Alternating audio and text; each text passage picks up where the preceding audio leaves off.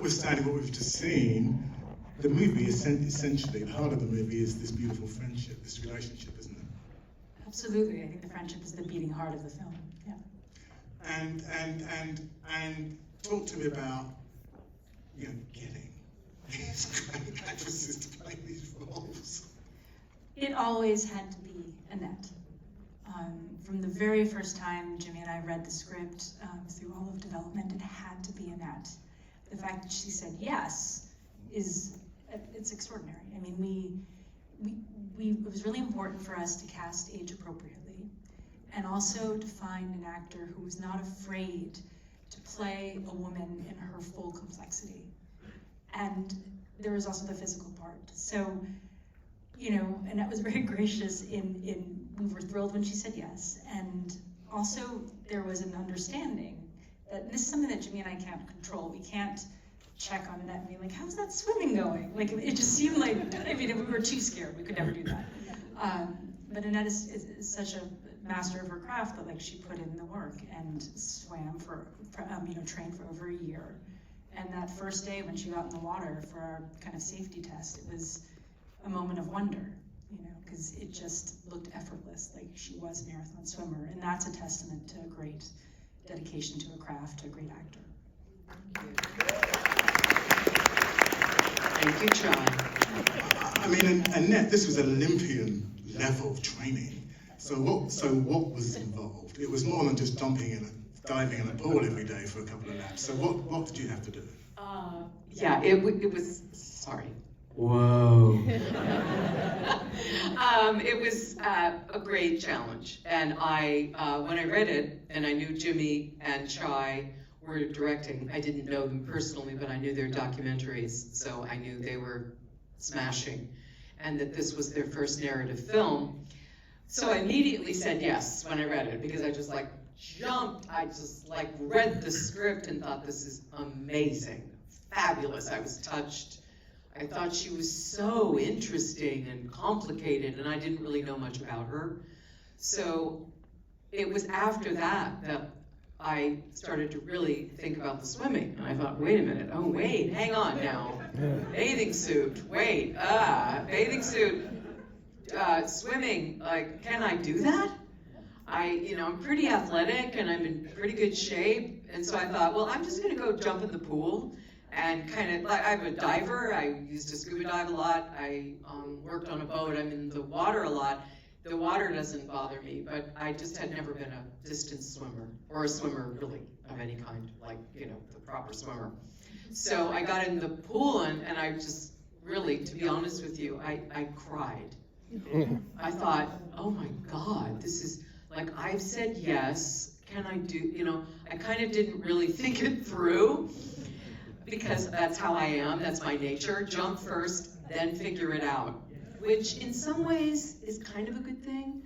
It has certain, values in life, because there's so many reasons not to do things that are rational. Anyway, so I hired a great coach, Rada Owen, who's an Olympian, a true Olympian, and also still loves the water and loves to swim, which is, I think, an important thing. Even though she's a great, trained forever, she still loves the water. And she got in the pool with me and showed me. She also watched me swim first, which was scary. I'm like, okay, I'm showing her. I really, I'm such a beginner.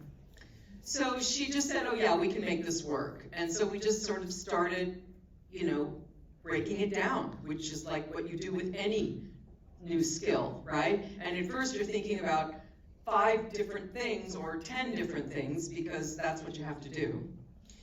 And then you just practice, practice, practice. And it's great learning a new skill. I mean, I love that, right? And I love the challenge, and I also was terrified. So I had that as a motivator. So we just trained and worked. And I also went to a gym and had a proper trainer, a wonderful man, who worked with me too. But I loved the pool. And the minute I got in the pool and started swimming, I started having the benefits of it too. Because I don't know if there's any swimmers out there, but there's just nothing like it, what it does to the central nervous system, and it's just a great workout too. So I just worked at it. Did you do any, I know that sort of the film's actually shot in a tank, but did you do any open water swimming? We did just a little bit. We would love to have been in the open water more, but they're movies on the water are notoriously difficult to shoot, and for all kinds of logistical reasons, the horizon, the sun, the weather changes, the cameras, the equipment, the people, it's just really tough. So on I guess it was the last day, we did take a small boat out, and it was me and Jimmy and our underwater photographer, Pete Zuccarini, who's this genius merman guy from another planet who literally does free diving while he's shooting. So he has this big camera, and then he just takes one of those like big deep breaths, and then he goes down, and then his assistant is up on the surface, and his assistant says, okay, and then they say, okay, roll, and then I start swimming, and Pete's down there underneath me, like swimming, doing it backwards, like with his fins, with the camera like this. So we got that day out in the open water, and we threw some bread in, we had some fish, we grabbed a couple of shots out there, which was so fun. So no sharks bit you.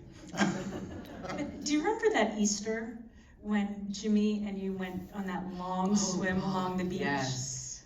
So we spent Easter, in the Dominican Republic, and then Jimmy and Annette decided to go for a very long swim, and the waves were really big.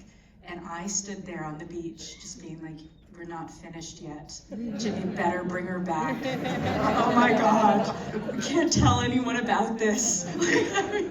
I actually, because what it is, there was sort of a shore break where there's not much of a, wading out and then the waves, and then you get out there, it's like really tough. So getting out and swimming beyond the waves was not the problem. We had a really good swim. It was getting in.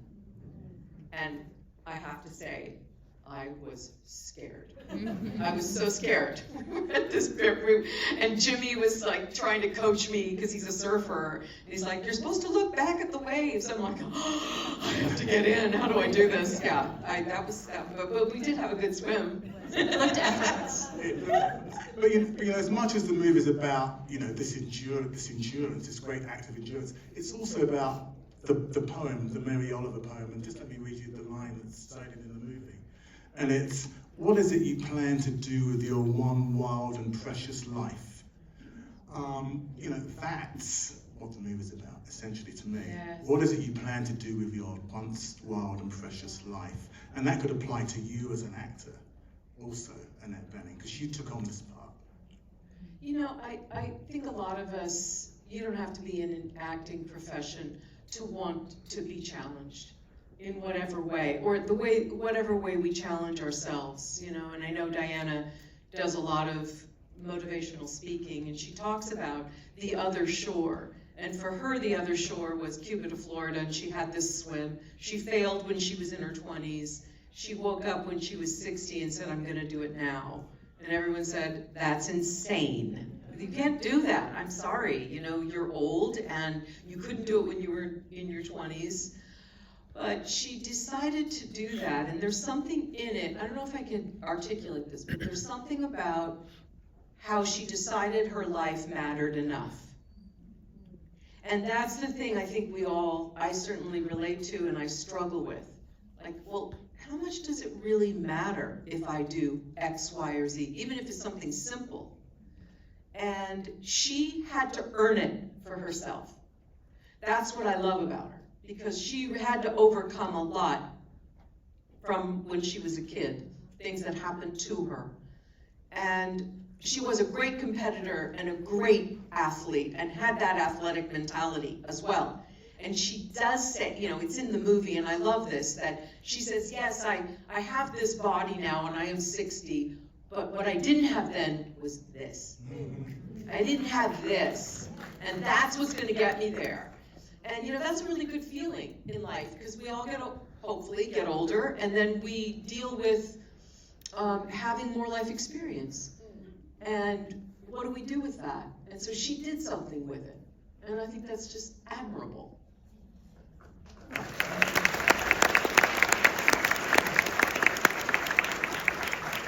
Because also, I interviewed, Judi Dench. We were talking, as one does, not so long ago, and she was saying, she said, Baz, it's ingenues, it's someone's daughter, it's someone's wife, someone's mother. They're the roles for actresses. And she said, you know, I want to play strong, meaty roles, and this is one of those rare, strong, meaty roles, and my Christ, you crush it. You crush it. Thank you, but the strong isn't the most interesting. It's not the only part. You know, so I appreciate what you just said, and I appreciate that, I mean, Diana is strong. There is no question. Like, if she was here, she's the most interesting person in the room. She's the most energetic. She's just a big personality. But what interested me when I got to know her was also the softness in her, and the part of her that suffers, just like any of us, and the part of her that is unsure. And I was curious about that. Like, what part of her does not feel capable? What part of her is that, as I said, it's like the soft underbelly. We all have that. And if we're just marching around playing parts that are strong and not showing what's underneath, it doesn't really do the story's service. So I really wanted to try to find, if I could, that other side that's underneath that she has showed me, and I'm very grateful that she has, because she's trusted me, and we got to know each other, and we had intimate conversations, and I appreciate that.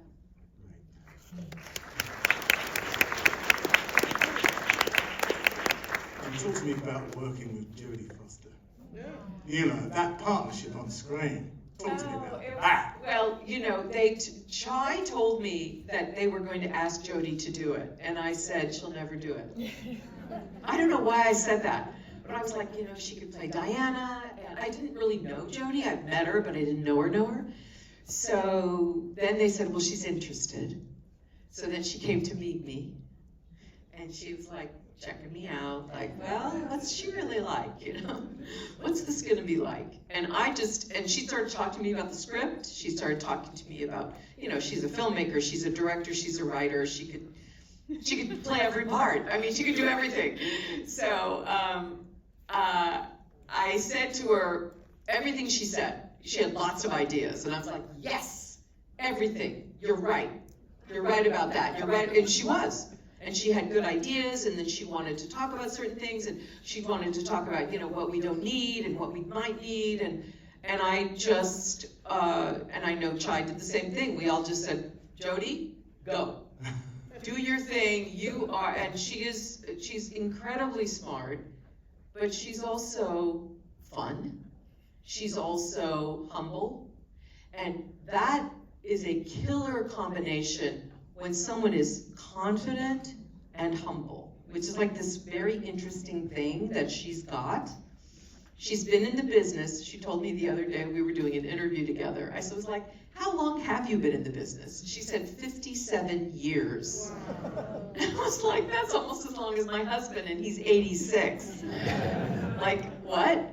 Yeah, so she really has seen it all. She has incredible stories from when she was a kid. I mean, she got bit by a lion once on a set. She has this story of, like, she's like the kid in the movie, and there's a lion in the story, and the lion took her by the hip. I'm telling one of Jodie's stories, whatever. Took her by the hip, and, like, she remembers, like, seeing the world sideways because the lion had her and was, like, shaking her.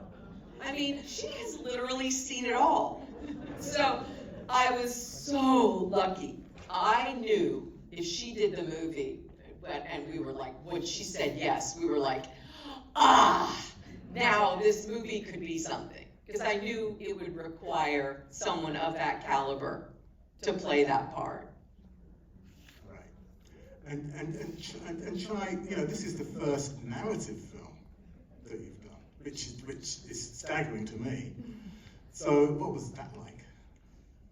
Oh, we were incredibly intimidated from day one, but it was this idea of exploring, you know, the very, like, essential human ability to have an audacious dream and to explore that experience in a woman, and also the opportunity to create two incredibly rich roles for two, like, incredible female actors that motivated us. So the rest of it was like figure it out.